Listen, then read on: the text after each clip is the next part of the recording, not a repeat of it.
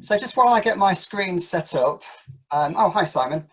I just want to, I'm always interested, since we've been doing this virtual meetup thing since March, and I run a meetup myself, I'm always fascinated where people have come from to come to the meetup. So if you could just let me know in the chat, where have you dialed in from today? That would be really, really good to know. So if you could just enter in the chat, where have you dialed in from? What location are you? I mean, it might be the lounge, but no, geographically, that'd be really good. Fantastic. Let's see who wins the prize for being from the furthest away. So we've got Hampshire, Derby, Norwich, Eastleigh. We've got, of course, Mark in Germany, Bath, Colchester, Northern New Jersey. Fantastic. That's probably you probably win the furthest there. Letchworth, and we've got London. Fantastic. Really good to understand the spread. There are a few pop culture references which I think will be okay with this group, so that helps me as well there. Hello to those that have just joined. So can anyone not see my screen? Fantastic. So as we talk through the subject today, feel free to put a few questions or comments in the chat along the way. That's not a problem. We're going to do a little bit of group work, as Tom said, and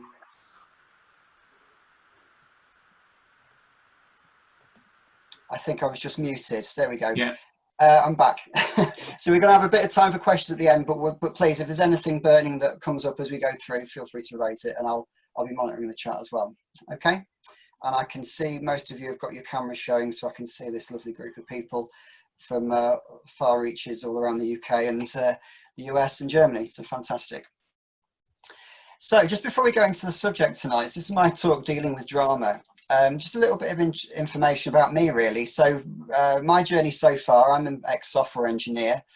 I cut my teeth in technology as an engineer working in the music industry before I learned that fast-paced was a euphemism for all sorts of things. So I worked at the time if you ordered anything from Robbie Williams's website or a tour ticket, or perhaps you were part of a secret gig with the Arctic Monkeys, I used to make the technology that wove all these different things together for this company. I've been Scrum Mastering since 2008, and I've been coaching in various forms for about 12 years, but increasingly I've been doing Agile stuff, but the last few years I've made a bit more of a solid effort on coaching outside of Agile. So I would see it if people ask me what do, I think of myself as helping people or organizations be better, but with that better being in their context. And I think that's a really, really important thing to take into account, especially when you're doing Agile coaching. There's a bit of a selection of where I've worked there if you're interested. Outside of that, this is a bit more of me.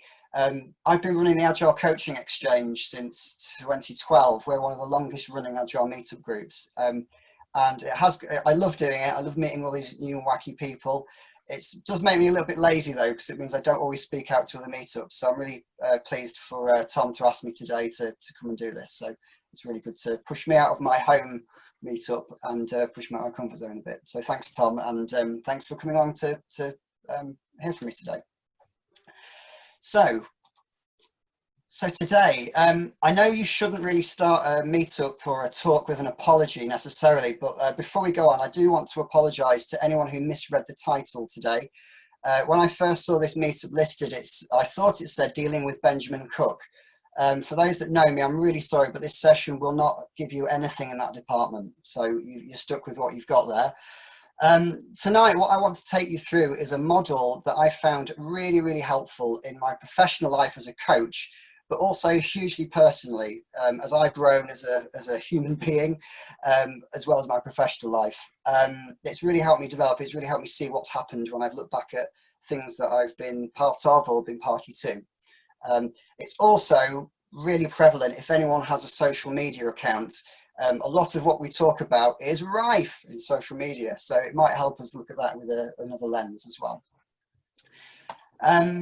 Just on a kind of a confidentiality thing, when we split into some group work, I am going to ask you to share something, but I just want to caveat, just please only share what you're comfortable with. I'm not in the business of pulling anyone's pants down over Zoom, so please share what you're comfortable with, but also I'd ask that when you receive information or things people share, please treat that information with respect and confidentiality as you would expect yourself.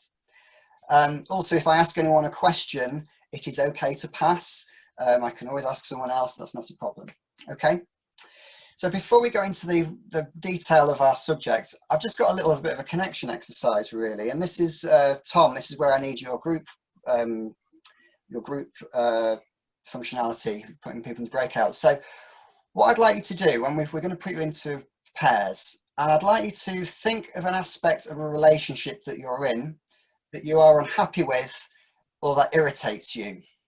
So something around a relationship that you're in, that you're unhappy with, or that irritates you. And I've done my little kind of wind-up scale here. So on the wind-up scale, pick something that is very important to you and is downright annoying. If you're not that bothered about it, it might not work for this exercise. So there could be all sorts of things that you come up with, but I've got some examples that might be things you might draw from real life. And when I put you into your pairs, I'm going to do this. So I'd like person A, I want you to share what you're thinking about, all the details, get everything off your chest, why you're annoyed, what you think's going on.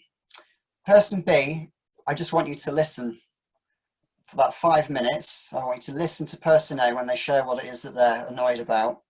And then after 5 minutes, I want you to swap round and the other person shares their thing and the other person listens. Really, really important here. And this might be a weird one for a coaching meetup. This is a coaching free zone. So person B, your role is to listen. It's not to solutionize, it's not to coach, it's not to mentor. Just listen, but notice what you notice in the situation. Okay. Does everyone understand what we're going to be doing? Okay. So Tom, if you could set up the breakout rooms. Back everyone. So we've had our 5 minutes each of sharing what's irritating us. So I'm interested just for a bit of feedback. Now, I'm not necessarily interested in what you were moaning or complaining or not happy with. That is, I don't want to necessarily go into that, but I'm just interested, what do we notice? So what was that experience like? What was that like? So feel free to either speak out verbally or put in the chat. What was it like? But you can also, if you use your reactions by putting your hand up, we should be able to see who wants to talk. Oh yeah, thank you very much, Tom. Thanks for reminding me. So what was that like? All these questions. What did it feel like? What did we notice? So Josh would like to go ahead, Josh. Hello. That's it. It was incredibly hard to talk, but the one thing I kept noticing myself doing and I couldn't stop it was just agree, saying yeah. Right. Agreeing with the person as they're telling their narrative. Right. Because I agreed with it. You were in the listening role. Yeah. Yeah. Okay. Thank you very much, Josh. What else? There's also Aaron as well. Yep. And Derek in a second. Yeah, so Aaron, go first. Oh, sure. Thank you. It was a great exercise. It almost could use a little longer. And also, I would say always wanting to jump in and help. Here's 5 solutions. Here's 3 things. Here's a punch list. Whatever. Just to try to dive in. So really try to control your desire to kind of help and just be an active, patient listener. Yeah, I can see that, definitely. It's always like you feel like you should sit on your hands because you want to get involved. Yeah, or what I do when I have to do that is I call it like scribble notes. They're not really notes, but by the active process of, scribbling, it focuses me on that versus, like writing their words down versus actually trying to jump in. Yeah. So thanks very much. Thanks, Aaron. We've got in the chat, good to listen. It's good to speak to somebody detached from the situation. I like this one, Praddy. Moan of the day out of the way. Yeah.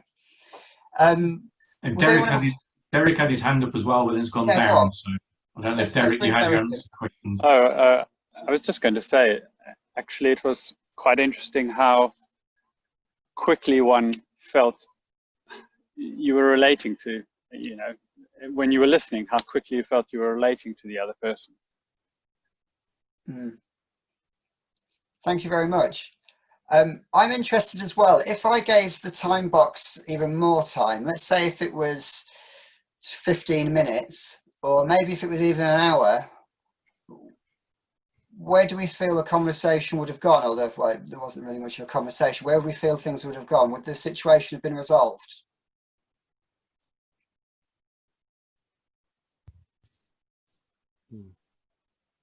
No. I think Aaron's got his hand up again. A few chats. So we've got Aaron and we've got Ruth as well there. Go on. Ruth. I think these are often chronic situations, so if we knew how to solve them, we might have solved on our own. We might have solved them already, or maybe, yeah. Fantastic, thank you. Pradeep said, "Oh, they'll just carry on." Not really, just carry on. Great, Aaron. What were you going to say? I think if it was, let's say, twice as long, that might be a safe zone, because you can't solve it in 5 or 10 minutes or 10 minutes each. If it was an hour, it would just degrade into which isn't a degrading, but it would devolve into just friendly talk and just getting to know each other, which is good. I mean, that's a good thing, that's a foundation, but it wouldn't kind of stay very, very focused, I think. But if it was 15-20 minutes, I think that could still keep it very focused, and I think you could even get more out of it at that point. Okay, thank you. And I see Ben, brilliant name, Ben. You've got your hand up. Thanks, mate. We've left you till later. Cheers, mate. All the best. I often find that when I talk through problems, I can usually solve my own problem. So because I have so much mind chatter, and because we're set up to think negatively, when I start to verbalize it, I then have to almost put the jigsaw pieces together. So rather than sporadically going around the jigsaw pieces and having the moan in my head, I have to put them together, and then I can kind of start solving my own problem, or at least have a step forward and give myself a start of a 10.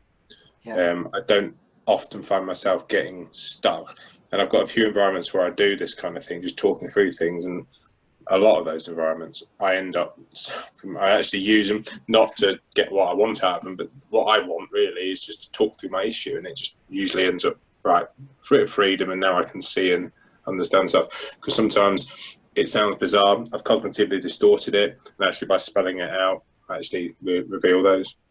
Yeah, brilliant. That's a really good. You can tell we've got a meetup of coaches here, or people interested in coaching, I think. But yeah, so what some people might be familiar with, if anyone's familiar with the work of Nancy Klein, so she does her coaching approach is very much about creating space for people to talk through their problems on their own, and the idea that through talking and verbalizing the thing, we actually will come to the solution. And that's a really, really good technique and good part of coaching. And I think Irene would like to add something as well. Oh yeah, go ahead. Sorry, Irene. Yeah. So what I found interesting with the conversation with Francois was that if we had more time, I think we would have gone more towards what we can change on the way we react and we approach situations, and whether there are specific patterns. And even if places, situations, people, time changes, the problem, or what, let's say, was the thing that annoys us, might be the same. So eventually it might be something mainly with us and not with the others. Or even if it's with the others, if we change what we do and how we react and our attitude, that would be ideal. So that was quite interesting. So it's almost like you and Francois are kind of forming an alliance against everyone else. Yeah, that's brilliant. Thank you. Yeah, so with some time, so Nancy Klein's approach is that, or as part of it, is that if we give people the time and the space and we listen to them, that people are likely to be able to work through the problem. And that's really, really good. And it's a really good practice to be able to bring up in coaching. What I'm interested in for tonight is what if it doesn't? And as a few of you have mentioned, it's really good to get things off of our chest. And Pradeep, you said about moan of the day, and I think I might have anchored that a little bit, because when you came back, I mentioned the word moaning, so apologies if I led anyone there. But yeah, this idea of this moaning. there's nothing wrong with that. It's really great to get things off of our chest and to offload them and to some extent have a moan and have that catharsis. Sometimes though, when we tell our version of what's happening from our perspective, it can sometimes feel a bit like a melodrama, and it can sometimes feel like a TV plot, and it can almost feel like it's going in a loop where they're doing this thing, they're doing that thing, I'm like this, but everyone's like that. And what's really tricky or really interesting for me as a coach is how do we, where's the sweet spot where we find, yes, it's fine to have that catharsis, but then how do we know it's not going on from anywhere? How can we, if we're in that situation ourselves, where we're going round and round and round, how can we recognize that and pull ourselves into a position where we're able to sort something out? And that's what we want to talk about tonight with drama. So I want to share this model tonight, which is by the psychiatrist Stephen Karpman, and it helps us look at this a little bit more. And from the beginning, I mentioned this has been useful in teams. It's also been really useful for me personally. So let me show you this a little bit and let's see what if we might recognize any of this. So Stephen Karpman made this triangle which identifies what we called common patterns of destructive behavior that drain our energy and they remove our autonomy in the situation. So he basically describes the 3 roles that we can easily slip into when we're describing a situation. And we've got this triangle position, and each of the roles in the triangle share something, which is that they have this frustration or powerlessness over a situation that we're involved in. And as default, we tend to have a role that we take as default. Now, I'm looking at this in an academic sense, but I do want to caveat that I do this as well. Lots of people do this. I have a default drama position, and I know I'll talk about where mine is in particular. So I'm not saying look at those people, aren't they terrible what they're doing? I'm saying actually I've gone through this myself as well, and it's since I became aware of it, it really changed how I coached people and how I worked actually with myself. So we have these 3 roles. So the first one is the victims. This is where we're in a situation and we're in the position where we're saying, oh, this always happens to me, I never get a break. Good things happen to everyone else. Oh, woe is me. Oh, you know, I always try so hard, but I always get kicked in the face at the end and all those kinds of things. So that's when we're kind of telling a situation and we're saying things like this. So this all happens to me. This always happens to me. Good things are always for other people. That kind of thing. Now this role is dependent on the 2 other roles. We call this a 1 down role, which will become a bit clearer in a moment. The other role we have is this rescuer or hero. So this is where we keep the victim in their place by going out of our way to rescue the victim. So the rescue is of the mindset, well, I'm going to help them because I'm nice. And it results in that victim being dependent. So I have an example of this. I have a family member I absolutely love to pieces, but I have a rescuer. I have my default position of rescuer with that person where I find I'm getting involved helping them write letters to their landlord. I'm helping them organise moving house. I'm helping them organise grievances at work or job hunting, all this kind of stuff. And when you're in rescuer mode, you're sometimes putting yourself in a position to live someone's life for them, often at the expense of your own life and the things that you need to spend time on that you want to look at, okay? They might be saying things like this, well, I'm nice, so I'll help them. Oh, they need fixing, I'm a good person. How many people in the group tonight are Agile coaches? So we've got a few there. This is something I've become wary of since I became aware of this model, that how often have I gone into an organisation thinking I'm there to fix people. I'm the rescuer, I'm here to make you all agile, you know, with my shield and my shining armour. So that's, while it might seem like a helpful role at first, we are keeping the victim character in their place, and we might actually be distracting from our own blind spots and things that we probably need to work on ourselves.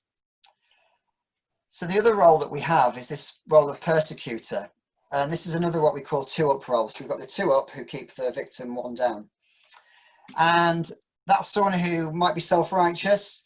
They kind of take delight in the downfalls of others.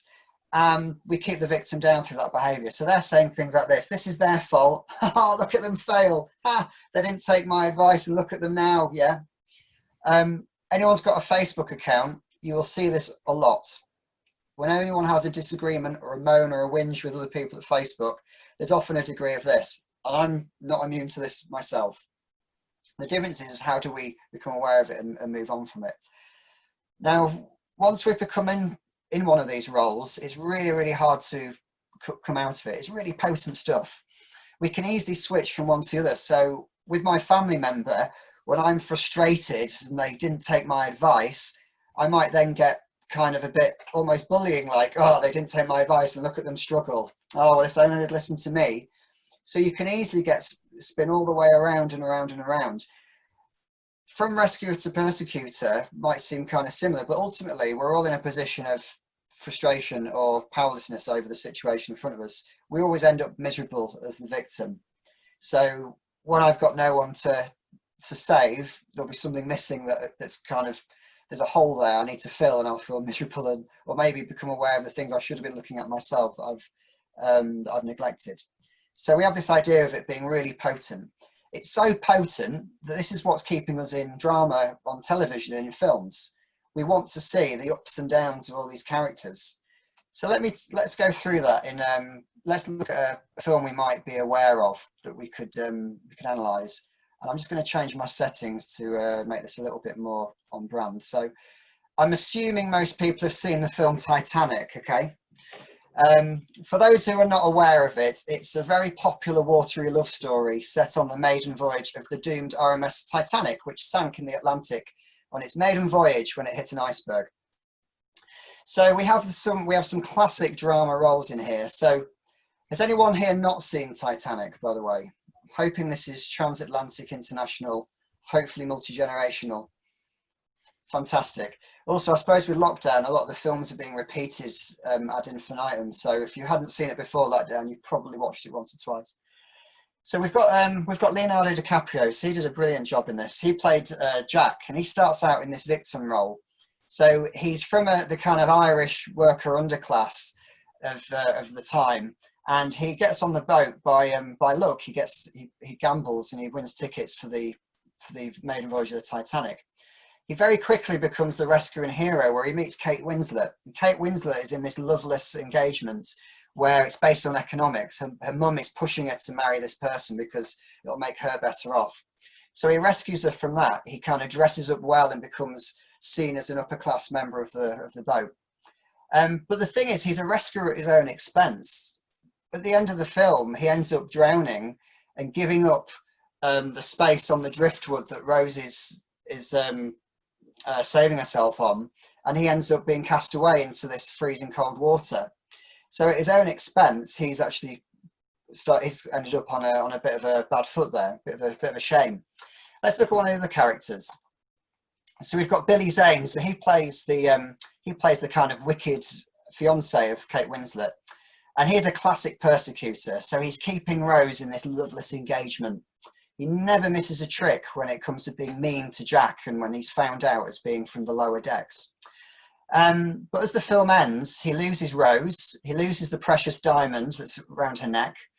And at the end of the film, he actually ends up having to pretend to be some random child's father so he can get on a lifeboat. So ultimately, his powerlessness and sense of that and his frustration has led him to go around the triangle back into this victim mode. So we can see how this kind of gets us hooked in films. And before I go on, I have to just settle something which has been bothering me since 1997. And that is really, you could argue that Kate Winslet was probably the ultimate persecutor in the Titanic. There was blatantly enough room for two of them on that bit of driftwood. I'm just saying, if she'd have moved her leg, we'd be having a different talk right now. I've got that off my chest now. Maybe that was my gripe I could have had in the breakout room. Anyway, let me give you another example.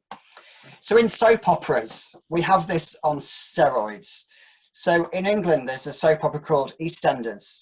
And that's a soap set in East London where we're talking about, it's based around the owners of a pub called the Queen Vic and the various patrons.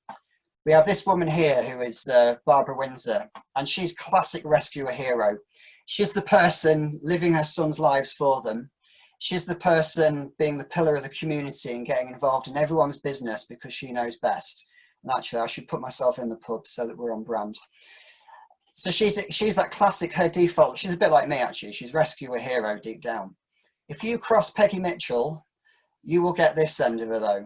She's the person that will come up to you, she'll give you a slap in the face. She's the person in the soap opera who's throwing the drinks in people's faces and pointing at people really close up.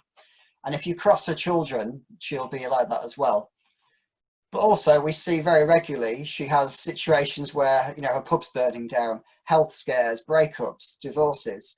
Why is it everyone in soap operas has had so many divorces and remarriages in the space of a few years? I don't know what's going on there. And likewise, people that are aware of EastEnders will know this character. So he's like the gangster of the square, Phil Mitchell. So he goes from persecutor mode quite regularly, and more recently he's seen as a flawed alcoholic. He messes up relationships. So most popular characters in films and in melodrama go around this all the time, and we love it. We love the gossiping, we love the bitching, we love the kind of side swipes, we love the overbearing heroes, we love all this drama. But it's not real life. If we continue in this kind of pattern for ourselves, it's not really helpful to us. So I always like to bring a bit of art into the work that I can do in the small capacity that I have. And this guy here is the performance artist David Hoyle, and he's a brilliant social commentator. And he did an album in 2016 about television, and he really put into just a few words some of the key things that we don't really notice about telly, and yet we put people on TV as role models. And this reality, well, there's a lot of it about, but also watch as they never solve a problem through research. Notice how all this drama that we love watching up and down, no one in it actually picks himself up out of it and puts himself into a resourceful situation. It's just not good for us. It's not helpful. When we take these sort of drama ways of being into real life, we get things like this. We get these weird feuds. We get these kinds of memes which are all about, well, I'm good and everyone else is terrible. People always people just show their true colours, and, you know, I stick my head above the parapet and I'm only turned away, all that kind of stuff. We get the concept of vague booking. Has anyone heard of vague booking before? How would you describe vague booking? Ruth, I saw you nodding. Would you mind giving us a definition of vague booking or an understanding of vague booking? It's making a non-specific complaint so that somebody will respond to you and try and elicit more details. Yeah, it's the attention, isn't it? We like the attention because we like the drama. We put the seeds there, and then we wait for people to give us a like or a comment. And then if that doesn't happen, we might respond again with something even just as vague. So this is all kind of perpetuating that drama. But over time, if we continue this kind of behavior, we become miserable, we become frustrated. We get more of these kinds of affirmations that just try and support that role. But in neither of these situations are we taking account for how we could change our situation or what resourcefulness we could find to shape what's happening. So pulling ourselves out of it. How do we do this? If we're in a situation, how can we pick ourselves out of this really strong drama triangle? Well, Barry Oshry has this idea. We've got these two doors. We've got door A and door B, and I kind of like this. Our brains love to make up stories. So this is like, if you don't call me back for a week, if we're friends and you don't call me back, I invent a story that will convince me that you've fallen out with me, and I'll start looking at my past interactions with you and be looking for reasons to support my view that you are unhappy with me. That's how clickbait works. You will never guess what Kim Kardashian did next. Click here. We can't deal with having that broken cadence. We have to find out. So he says that life is a bit like this door A, door B. And door A, we can go through there and we can be reactive. We can make up those stories that might perpetuate this drama. And door A is really, really easy to fall through. The doors are wide open, there's a breeze and it's sucking us in. It's like this vortex pulling us into that door. Or we could make a choice to go through door B. And through door B, we can choose to make a stand and be part of a non-reactive relationship where we can be proactive and we can partner with others. But door B is a little bit different. Door B is a bit like this. So door B, it's a bit stiff. In fact, it might have me bricked up. So going through door B is harder work, and we might even need the help of others to get there. But ultimately, we're in a position where we're in a lot more control. Okay. So what does that mean for our drama then? So in our drama world, it's all about this. It's all about how can we reframe? How can we look at the situation in a different way that is helping us look at things in a more resourceful light?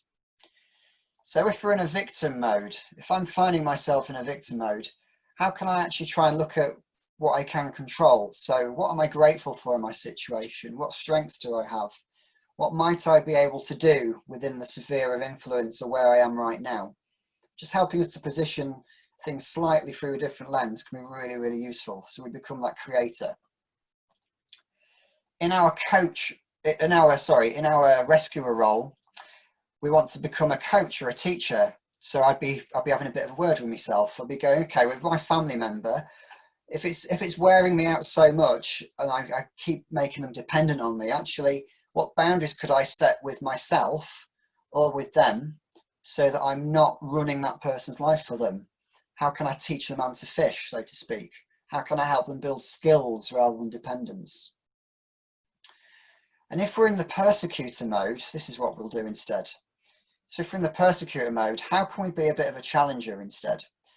So this is a hard one, because if we found ourselves in this behaviour, how can we look at how our behaviour might be perceived from the other person?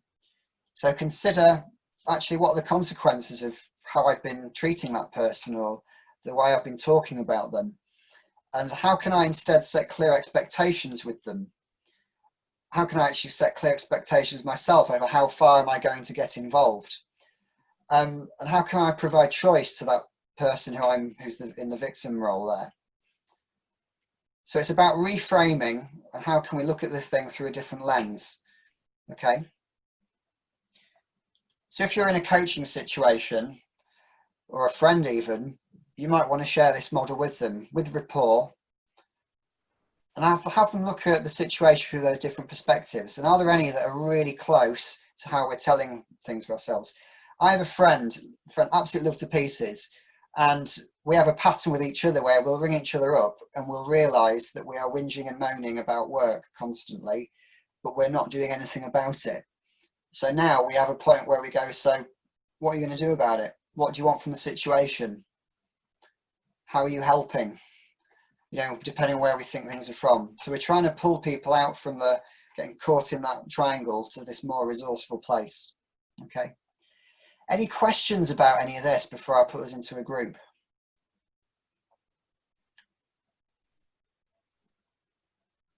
Okay, maybe there will be some when we look back at this. So what we're going to do now is we're going to go back into our same groups, and I'd like you to just discuss what we've just talked about. So talk a little bit, you know, do we recognize anything from any of these models? Are we in danger of slipping into any of those roles? And maybe practice some steps or questions that might help the other person maybe pull themselves into a different way of looking at the scenario. Okay, so everyone understand what we're going to do? Great. Okay, so Tom, if you can pull the rooms back up and we'll put them back in there for 10 minutes. Everyone, oops, I've just got to rebuild my screen now. You've all come. Is that everyone back in the room, Tom? Yeah, should be. Fantastic. So what I'd like us to do, I'm still sharing the screen as well. So let's do a little bit of a reflection. So if you could just take a couple of minutes and just write some notes down for yourself, your reflective cycle. So what did we set out to do? So what happened? What did we find when we were looking at this, or when we learn about this thing tonight, or when we discussed it with people? And now what? What does that mean for you coming out of this session today? So what, now what? I should have actually referenced this. I'm sorry, this is from Rolf Vattel's reflective model. Just make a note of that. So just write a couple of things down, and in a moment I'll just ask if anyone wants to share anything about that. Oh, there's a couple of minutes, a few moments. What happened? What did we find? What does that mean? So feel free to share on the chat, or if you want to verbalize it, maybe put your hand up and we'll monitor that and we'll mute you. So what did we find? What does that mean?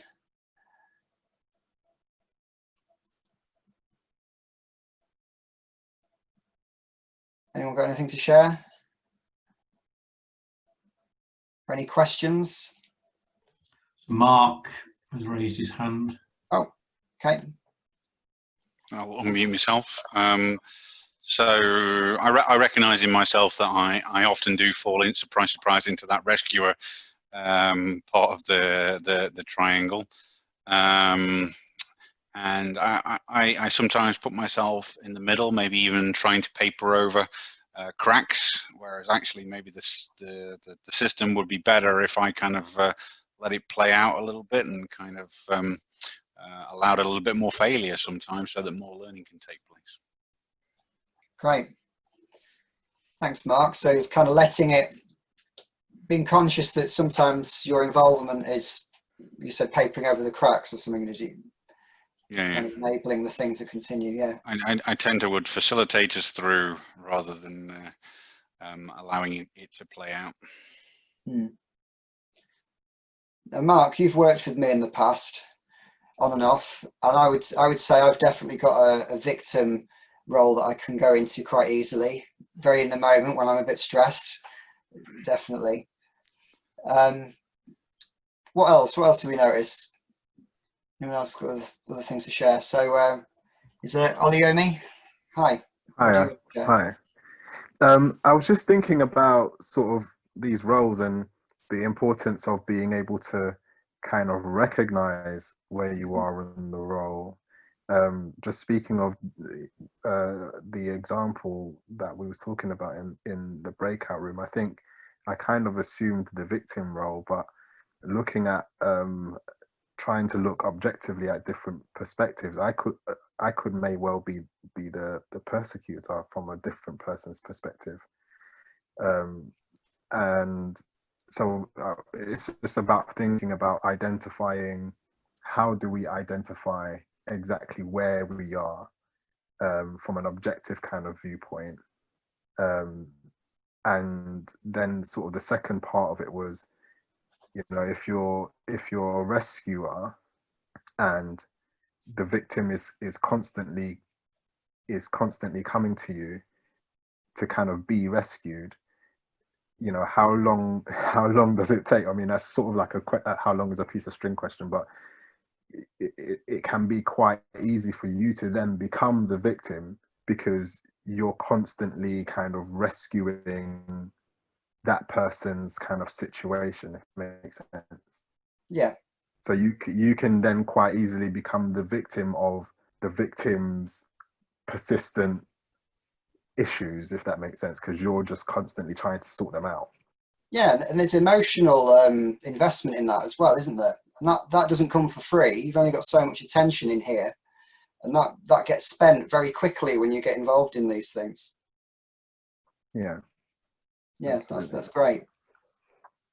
Thank you very much. Anything else? Oh, we've got Simon. Hi, Simon. Oh, you're muted. Yep, there we go. Sorry, reaching for the button.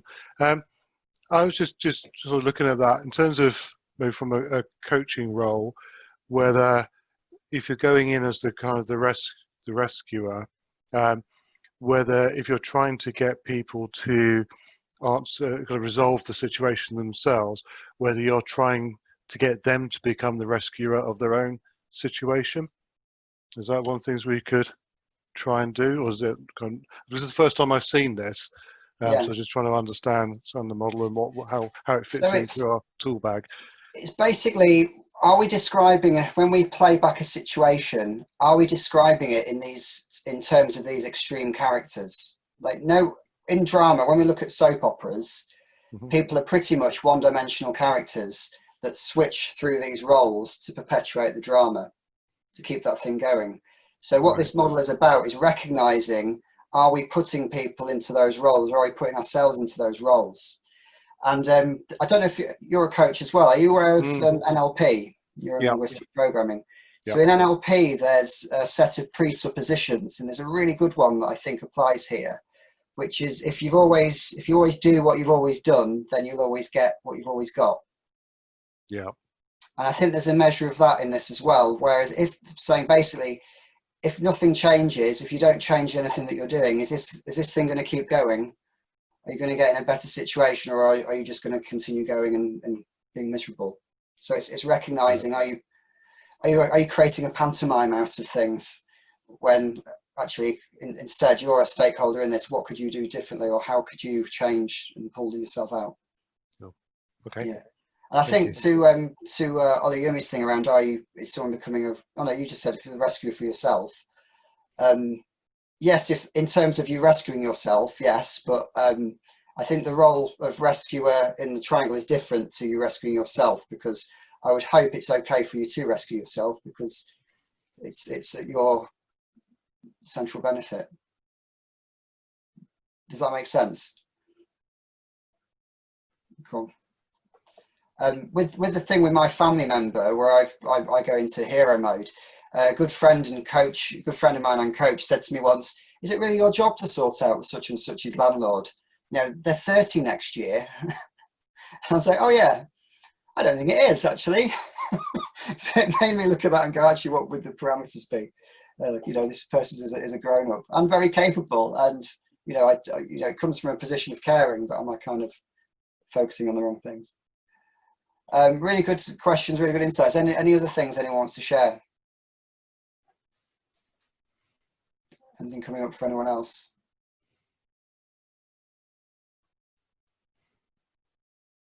Pause for dramatic effect. What I'll share as well is when I was a software engineer, I had got myself into a position where I was your classic peeved off software engineer, where I felt that promotions happen like the National Lottery adverts with that big finger coming down from the sky and going, "It's you." And it wasn't at all to do with actually people getting promoted when they've made effort or made changes so that they're more employable or more promotable and they get on with people better. I was regularly putting myself around that circle and being surprised when I never got anything better for myself or nothing changed. And I learned about the triangle years later. But looking back at that, actually when I got to the point where I was able to be resourceful and pull myself out, that's where things started to change for me. Anyway.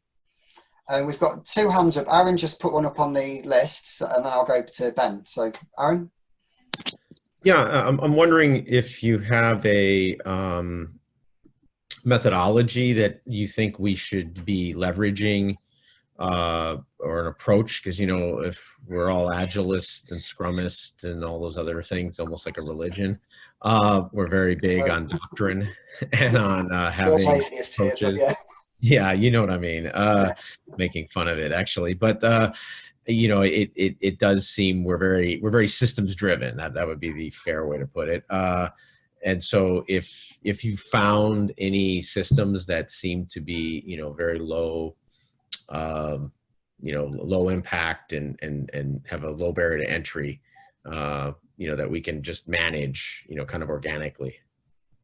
Do you mean for dealing with this, for bringing awareness? Yeah, for this whole life cycle of drama and through reflection kind of orientation, if that's what it is. I think that's what it is. That's what it seems like to me.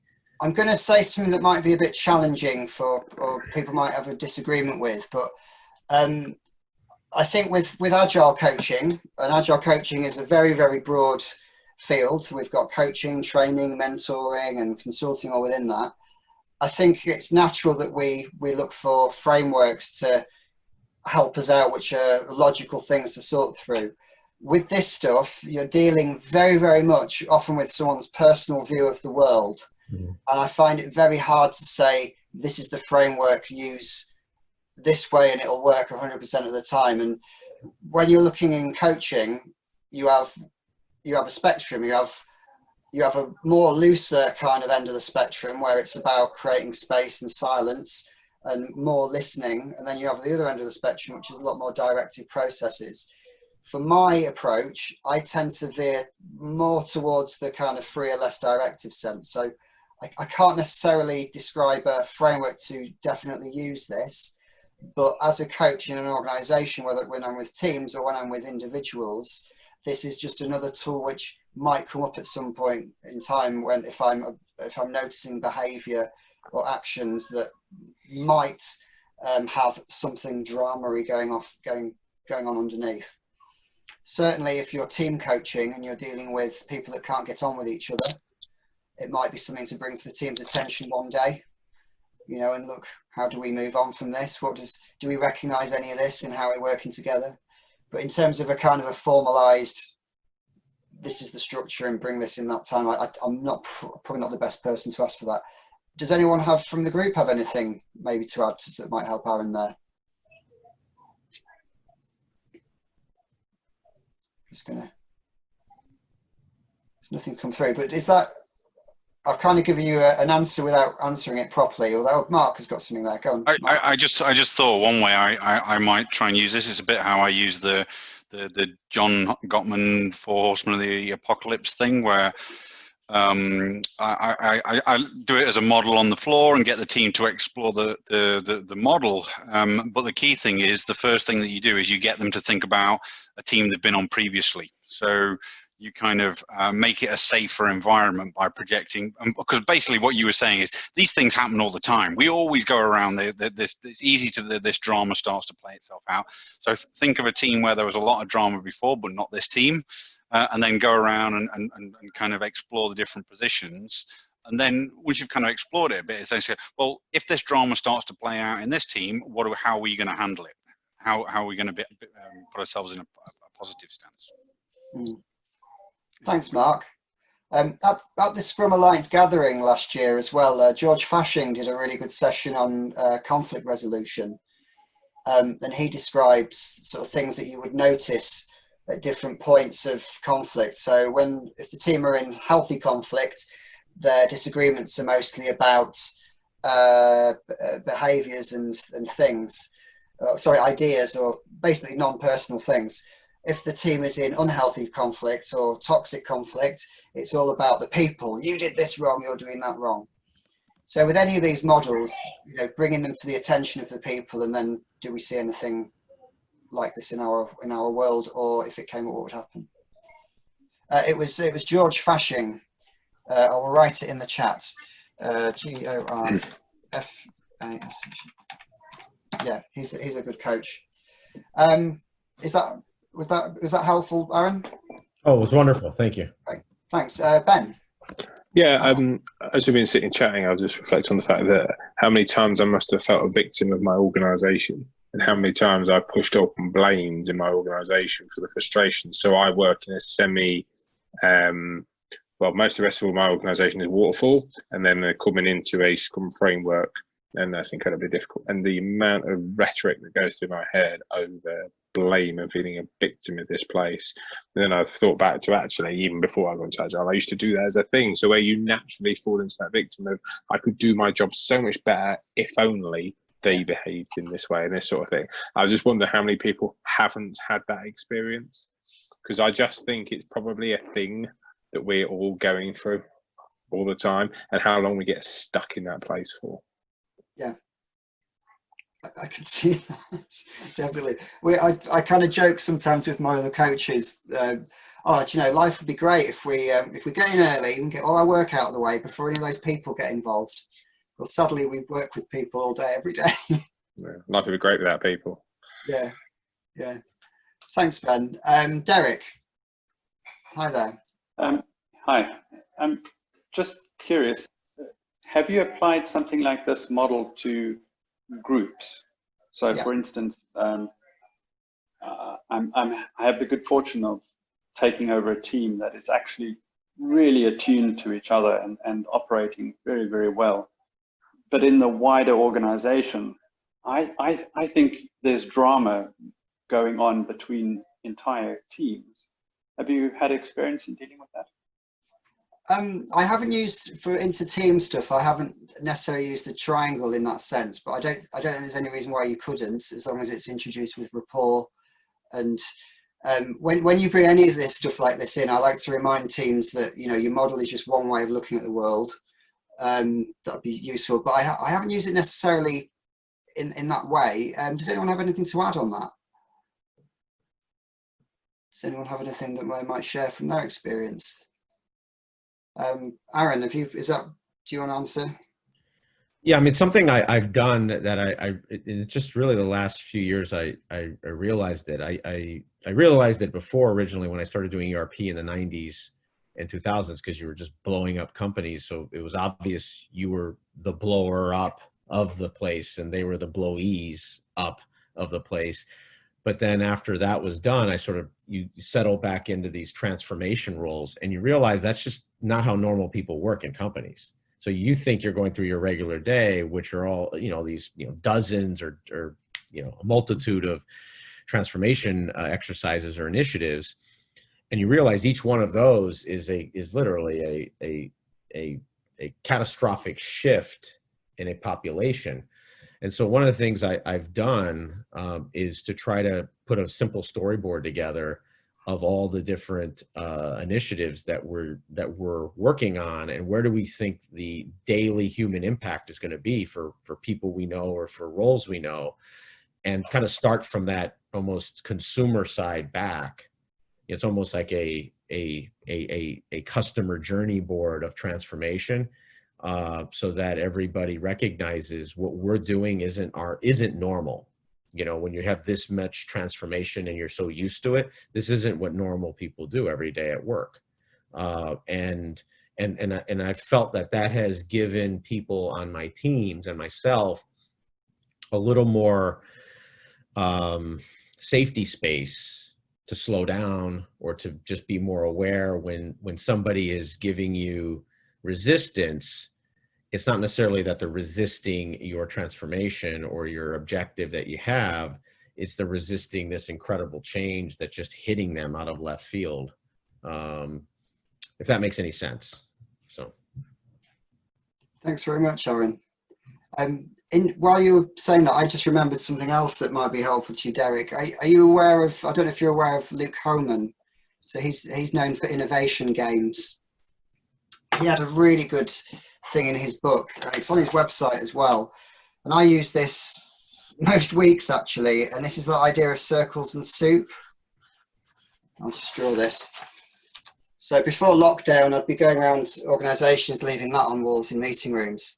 But basically we use this with teams, and if they've got issues, or you can use it on different levels, but where there's issues or things that the team are working on or that are in their way or impediments, you have this idea, where does it sit? So in the center are things that the team controls. So any actions there are directive action, we will do this, or we should sort that thing out. The next layer is things the team doesn't control, but they have some influence on. So the actions might be persuade this person, have a meeting with that person, do something that might influence that group. And then outside of this, it's the soup. So those are things where basically it's just how the organization is, and we're not able to change them. So an action towards those things would be around more, how do we respond to it? So I use that with teams when they're fed up with each other, for example. Sorry, Derek. Yeah, I've seen this under the guise of spheres of influence, which is actually good. Thank you for reminding me. That is actually a very good one to use with the team. Because ultimately in your drama triangle, you're trying to get people to a position of either things I can control and are helpful, or if there are all these other things annoying us, how can I respond to them differently so that I'm not investing all that attention and energy and stress and anger. Yeah, and who can we influence to influence somebody else if that's what it takes? Yeah, exactly. So it might be, such and such really makes me mad. Well, you can choose to be mad. And I know that sounds very hard saying that you can just choose to not be mad, but with certain things you can make a conscious choice. Actually, if that thing makes me angry, what could I do instead? What could I do instead when that thing happens? What could I do that'd be more useful to me and would result in a happier morning when I encounter it or whatever? So that's another little thing.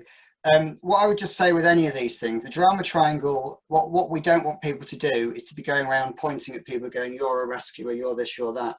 And similar to how Marcus said around by asking the people to look at previous teams, we want them to be aware of the model, and we want them to select what they find familiar or not familiar in their situation.